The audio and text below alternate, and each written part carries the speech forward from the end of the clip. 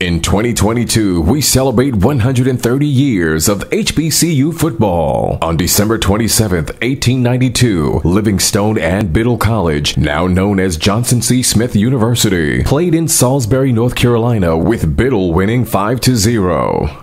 Over time, HBCU football has evolved. HBCU football's popularity continues to rise. Millions attend games each year and millions more watch on television. The HBCU bands provide some of the top entertainment in the country.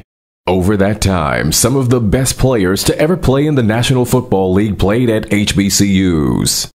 Every Monday through Friday on the HBCU Football Daily Podcast, national radio and television host Donal Ware takes a look at what's happening in HBCU football and talks with coaches, players, administrators, and media about the 2022 season. Make sure you join the conversation on social media by using the hashtag HBCU130. Now, here's your host, Donal Ware. It's the HBCU Football Daily Podcast for today, Friday, August the 19th. I'm Donal Ware. It's Friday! And I'm going to tell you what, we're ending the week very strong. I'll tell you, shortly after this, I'm going to take a little bit of a mini vacay, right? Just get away, get to the beach. And because, football season is here. I mean, we're talking about today, August 19th. So we're talking 8 days to the start of the HBCU football season. And as we've been saying, it promises to be an outstanding season. As you can see him right here there, for those that are watching on YouTube, for those that are listening, we're joined by a gentleman in his 5th season as the head football coach at Lincoln of Pennsylvania. And the Lions last year, looking to right the ship, I would say in 2022, as Josh Dean, the head football coach at Lincoln, joins us here on the HBCU Football Daily Podcast. What's going on, Coach Dean? Bless. Got great weather up here. A little cooler than I would like it for fall camp, but, we're healthy. We're out there playing, flying around, doing a lot of good teaching. So we're just excited about every day to get better and just get to work. Yeah, no question. So tell us about camp. I mean, how is it? I mean, have you been pleased with camp? Sounds like you have been to this point. Yeah, I've been pleased. I said the mark of a good team is that it's just not dominant from one side of the ball. There's a lot of back and forth. You see some big plays. I think the past couple of days we've had some consistency, especially with the offensive side of the ball to make some moves. So we've been excited about it. A couple of guys have been standing out that have been newcomers, and we got quite a few transfers that we weren't able to get in until this fall. So it's good to get them acclimated. They've been able to pick up pretty fast with the guys. So, we're just excited, man, to get back out there. It took a little longer than we wanted to develop as a team, as a program, as a family, as we wanted with this staff, this go-around. But we're finally seeing a lot of the fruits of the labor. And we're just excited to get ready for the season. Yeah, your thoughts on tough season last year. Your thoughts on last season? Well, it's tough. When you look at the teams that have had a lot of success, they've had a lot of continuity and consistency. And what I mean by that is, they have a lot of players that have been there throughout the system, throughout the years of their tenure as college students, and you're adding to it. So I always look at Bowie State, Virginia, UM, Fayetteville, Shaw as teams that have done it right. And when you look at the roster, they've had guys from when they were freshmen get into their system and they learn the rhetoric or what the mantra is and what the principles of this program, and it bleeds out into the field. And then, they're fortunate to get some transfers to come in and just add to already the product that you're building naturally in the program. And we've been able to do that. We returned, I believe, out of all of our stars, I believe we have at least seven stars on both sides of the ball, on double figures on each side of the ball, guys that have played or contributed throughout the season. We have all conference players. And, when I talked to our athletic director, Harry Stinson, when I took the job, we wanted to be able to have at least a guy in every position that we can say could start in any program in a conference.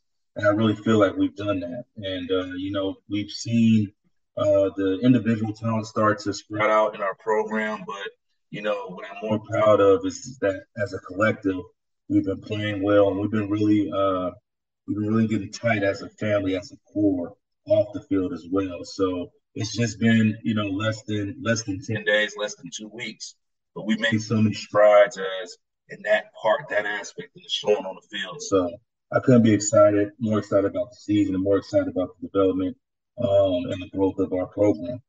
You talk about development that speaks to continuity. You talk about 7 starters, at least 7 starters returning on either side of the football. Speak to how important that is as you're trying to build a program and keep that continuity. Well, we could just start with the offensive line. The whole offensive line have their returners. We have 2 seniors on the offensive line that are returning that group, but the rest are sophomores or juniors. So there's been, there's maturity in that position group, and they played this schedule and they played against the competition. So when you talk to any coach, it starts up front. Same thing we said on the defensive side of the ball.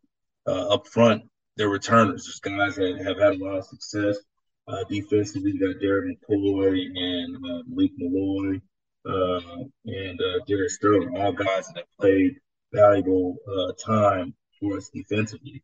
And, from the back end perspective, especially defensively, all of them returners led by our captain, Eric Best, and Ronte Dunbar, who's our all-conference guy. And, offensively, we've been able to recruit, get some guys, but we have Andrew Banks who's returning for us, who started over 7 games, and that whole offensive line returned. Drew Stevens, who started every game for us last year, paired with a couple of key transfers that we're excited about. So the talent is matching the effort, the scheme, the work. It's all starting to gel together. It's the ebbs and flows of camp, right? So we want to make sure that you don't want to get too high, don't want to get too low on any of the days, but we're working in the right direction and making sure we're teaching, not just for now, but to go throughout the season that can carry on and sustain through the season. Josh Dean, in his 5th season as the head football coach at Lincoln of Pennsylvania, joins us here on the HBCU Football Daily Podcast. Can you speak more to the expectation for your quarterback, Andrew Banks, as on last year, just kind of, he had some time, not a whole lot, but, you just talk about his development as what you've seen in spring and so far in summer camp. He's made some huge strides. I think the biggest thing is teaching and growth. And I say this, and I've said this back last year, so it's nothing new. I felt that we had the most talented quarterback in every competition, every game that we went in. Now, did we execute? Did we protect? Did all these things that go into it? Did we make the proper reads? No, but I believe the talent is there. And, he's a very smart, he's a 3.5 student GPA guy. He's a football guy. He understands the game very well. But, the biggest thing that was the maturity and the understanding of at that position, you have to, as well as me as a head coach, got to win the game. You got to lead the offense. You got to be able to control the game and understand what it means to play that position. And we're going through it. Doesn't mean every day is great. We have a great defense that he's going up against, but, he's understanding that. He worked hard this summer, this off season. He's put a lot of time in, came in a little bit more stout at 230. He's already a 6'2", 6'3" guy.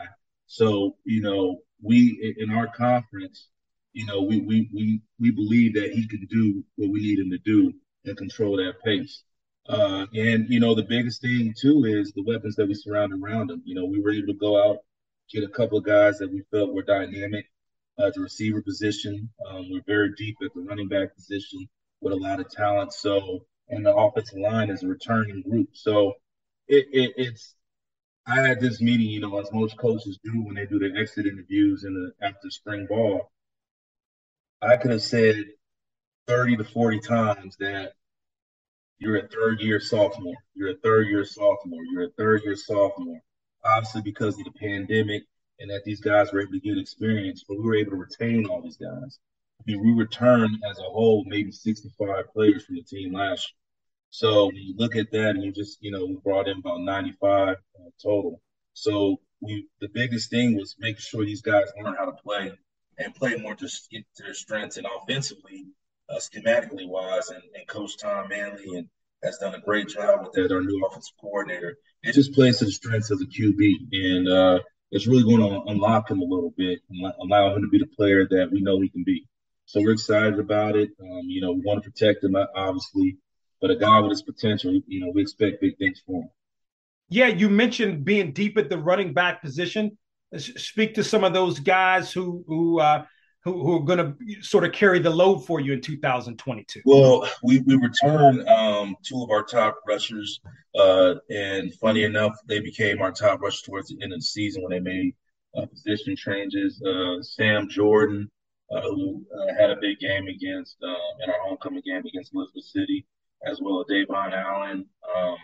We have Malik Staten, who is a couple of guys that were just that redshirted last year and will be available for us.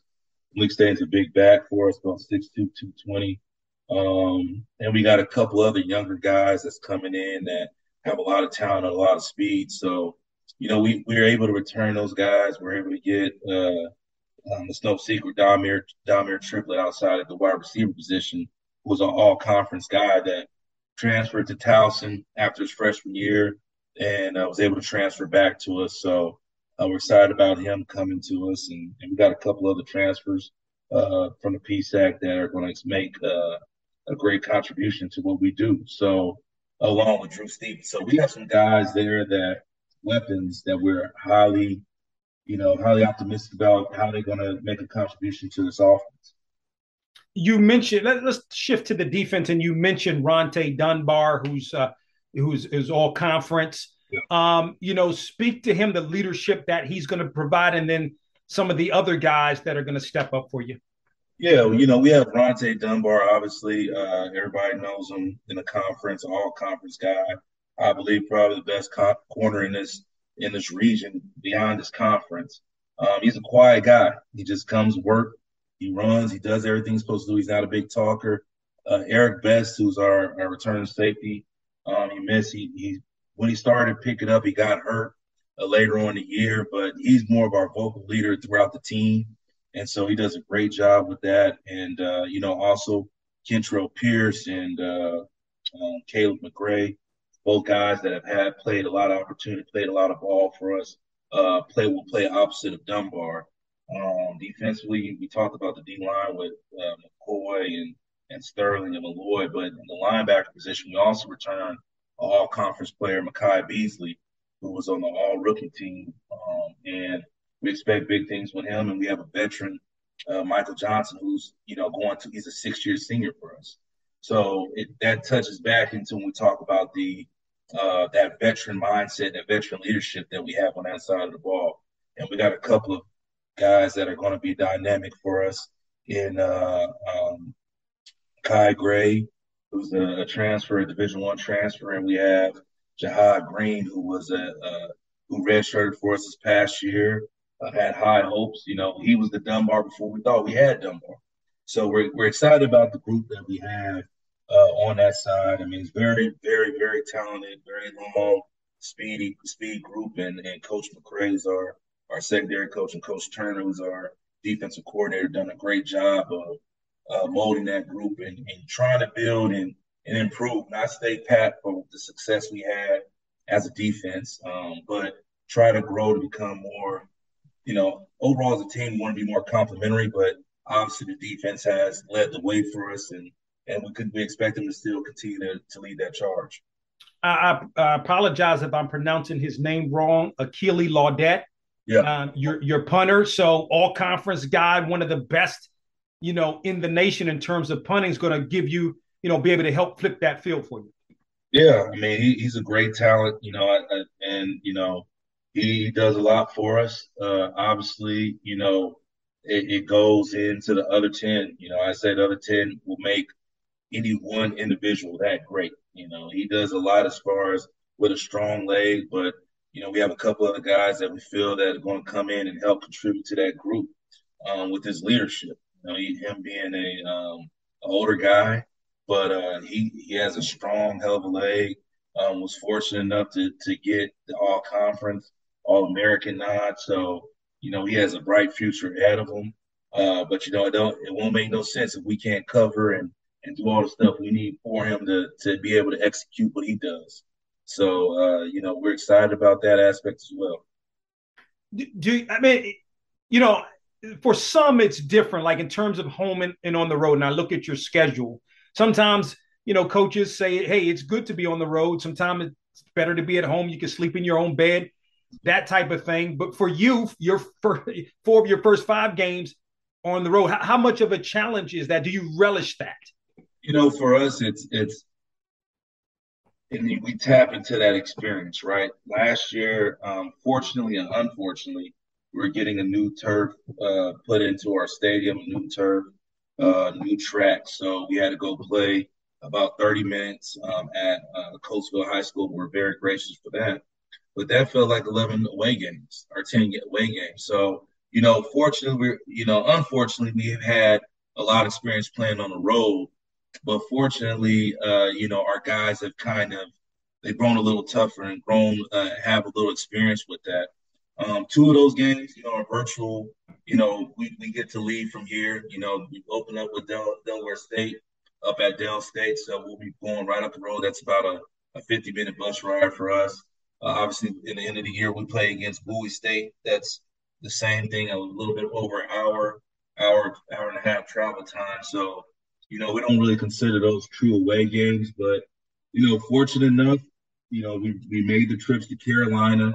So we'll be very familiar with that. But we're excited about having a home, too. It's going to feel so great to go to that home game and go right across the building to go out to our stadium to get that rocking. But it's a true test. I always say that you would love to have opportunity to go the easy route, and play this way. But if we really believe that we're the team that we are and we have the makeup that we have, and we're going to tap into that leadership of guys that have played and had experience, we expect to go on the road and do well. Like last year, we had that stretch of games on the road, had a bunch of 18, 19-year-olds that had no idea what to expect. You talking about pillows and not knowing when to meet and not knowing where to go on this. But this year, we have a seasoned group that everybody knows their job, everybody knows the responsibility, and it's a straight business trip. So we're looking forward to it. And, it's just a challenge we want to attack. And that's the mindset. Any kind of obstacle, any kind of thing that we know that is going to be a challenge for us, as long as we have the attacking mindset, we'll be okay. Last thought: you played ball. You played collegiately at San Diego State. Yep. You played in the league. Played under Lovie Smith with the Chicago Bears. Speak to those days, but also your degree is from Fort Valley State in HBCU, and then ultimately you're the head football coach at Lincoln. But speak to those days and tying it all back, coming back to HBCUs as a graduate and a head coach. I always tell people the first school I ever wanted to go to was Howard University, and that was because my dad, Vernon Dean, he played for the Washington Redskins, and when I would go visit him, we'd go into that area of Howard and DC, and would always be in DC, and I just loved that feel. Just unfortunately, growing up in California, the Bay Area, there wasn't a lot of exposure to historical Black colleges. Not for me. And then going to San Diego State was a great opportunity. I have lifelong friends. San Diego State blessed me with the opportunity to go play football at a high level, gave me the opportunity to go to the next level and play at Chicago, which gave me the opportunity to travel the world and learn and become just a real weapon, or not weapon, but understanding the game and how I can expand the territory in that. But I always tell people I was reborn when I went to Fort Valley State. And the reason I say that is because it taught me so many things. I was a 26-year-old. I don't know if you want to call me a senior or what you want to call me. But I went back there and I was learning how to do all the things as far as register for classes, to set up my own, just anything. Anything I had to learn all over. And I was so grateful for the people at Fort Valley that helped me along that way. And it just taught me some real principles that I feel like a as a young minority male that we needed to learn, and I knew that they had my back. I was going to make sure the best interest for me. And at that point, I just knew that anything I did, I knew what my passion was, and I knew what my direction was. And fortunately enough, the coaching path has led me along that way, and so that I take the lessons and the knowledge I've received at all these different stops, and I just try to pass it on. And what I tell these young guys is that, I'm just here to see you succeed. I can go. I'm fortunate enough, I have a lot of connections, a lot of different resources. I can go here, do this, do that. But for me, I feel like my course, my path is to teach you guys how to succeed and show you how to become winners and to do things with the winning way. You got to win in everything we do. There's a right way and a wrong way. There's a winning way and a loser way. We don't want to do none of the loser stuff. If you think negatively, you don't believe, you have doubt, you're already losing the fight. Coming there thinking they expect that you're going to do that. And that taps into those expectations. So I feel like the vision we've had coming here, taking over this program and thankful for the patience. I had a talk with the president when I first took this job, as well as the AD. I said, this is not an overnight job. If you want to do this thing the right way with the resources we have, it's going to take some time. And they've been patient along the way, and we're hoping that this pays off. And I truly believe that the hard work that we're putting in with the talent that goes and the coaching staff, I can't thank the coaching staff enough. We're going to do some great things this year. And, our expectation is to be the best program that Lincoln has ever had this year.